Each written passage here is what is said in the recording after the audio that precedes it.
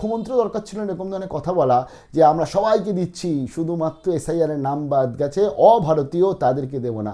এগুলো কিছুই না, এগুলো বর্তমানে দিন আজকের মনে হচ্ছে আফটার দিস নোটিফিকেশন রাজনীতি, পুরোটাই রাজনীতি। হ্যালো ফ্রেন্ডস, ওয়েলকাম জানাচ্ছি আমার ইউটিউব চ্যানেলে সবাইকে। চলে এসেছি আপনাদের জন্য আরও একটা নতুন ভিডিও নিয়ে।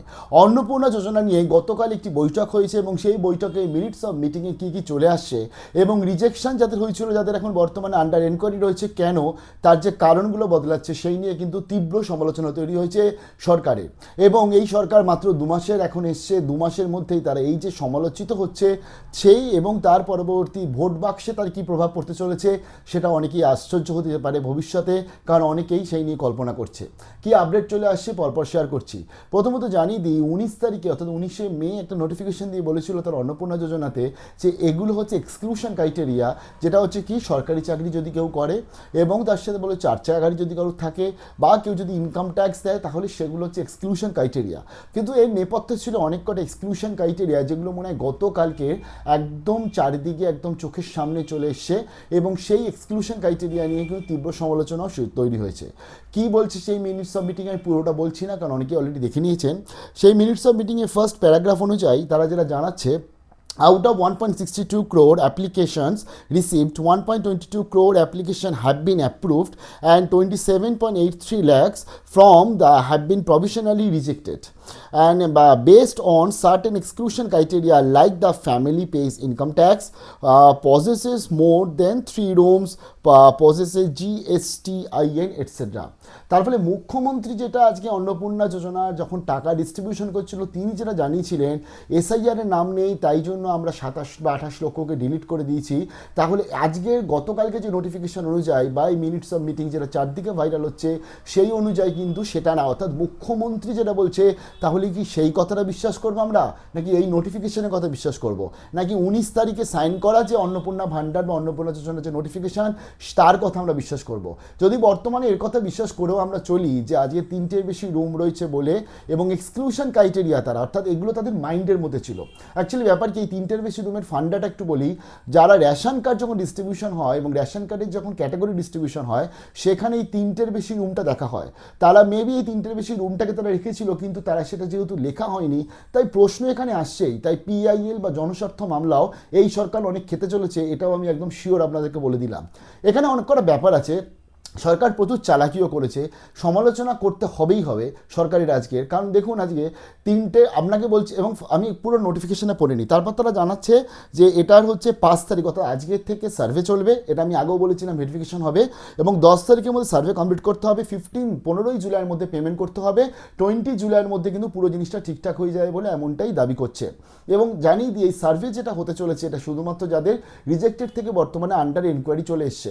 এবার এখানে একটা বড় প্রশ্ন হচ্ছে, যারা অলরেডি টাকা পেয়ে গেছে, যাদের 2তলা 3তলা বাড়ি রয়েছে, যাদের 4-5টা ঘর রয়েছে, তারা মিথ্যে কথা লিখেছিল তার জন্য তারা টাকা পেয়ে গেল, আর যারা সত্যি কথা লিখেছে তারা তার মানে টাকা পাবে না, এটা একটা বড় প্রশ্ন। এই ক্ষেত্রে সরকার আবার বল ঠেলছে জনগণের দিকে। তবে সরকারের এই যে পদক্ষেপ, এই পদক্ষেপটা একদমই উচিত পদক্ষেপ নয়। জনগণের দিকে বল ঠেলছে মানে কি, মুখ্য সচিবকে জানিয়েছিলেন নিশ্চয়ই মনে আছে যে কারুর যদি কোনো কমপ্লেন থাকে তাহলে সেটা জানাবে, আমরা উইদিন 15 ডেজ সেই কমপ্লেনটাকে সলিউশন করব। তার মানে আপনার পাশের বাড়ি, তার 4তলা বাড়ি আছে, সে অন্নপূর্ণা ভান্ডারে মিথ্যে কথা বলে টাকা পেয়ে গেছে, আপনার দায়িত্ব এখন তাকে কমপ্লেন করা। তাহলে সরকার কি করতে বসে আছে, সরকারের আধিকারিকরা কি করতে বসে আছে?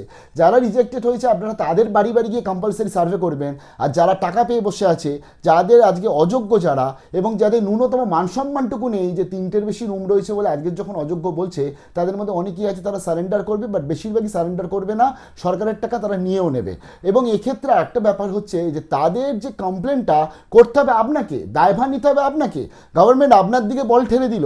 এই গভর্নমেন্টকে আমরা আশা করেছিলাম 2026 সালে আমরা পরিবর্তন চেয়েছিলাম, আমরা চেয়েছিলাম যে এমন স্বচ্ছ গভর্নমেন্ট আসুক।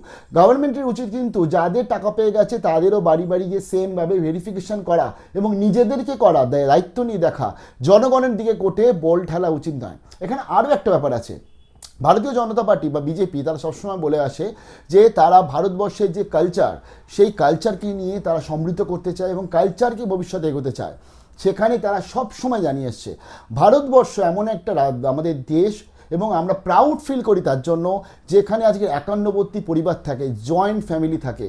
দেখুন অনেক জায়গায় আজকে রাজ্যে মানে বিশেষ করে কলকাতাতে বা শহরতলিতে অনেক জায়গাতে নিউক্লিয়ার ফ্যামিলি থাকে, যে বাবা মা সন্তান এইভাবে, কিন্তু এরকম অনেক গ্রামেও আছে এবং শহরতলিতেও আছে, এরকম অনেক, নর্থেও প্রচুর পাবেন, আপনি সাউথেও পাবেন, যারা কিন্তু এখন অবধি একান্নবর্তী, যাদের একটাই হাঁড়ি, সেই একটা হাঁড়িতেই তারা সবাই মিলে রান্না করে, এবং একজনই বাড়ির যিনি সব থেকে বড়, আগে ধরুন বাবা বা শ্বশুরমশাইয়ের পরবর্তীতে বাড়ির বড় ছেলে, তাকেই এখনও কর্তা হিসেবে তারা ডাকে, কর্তা বাবু বলে তারা ডাকে।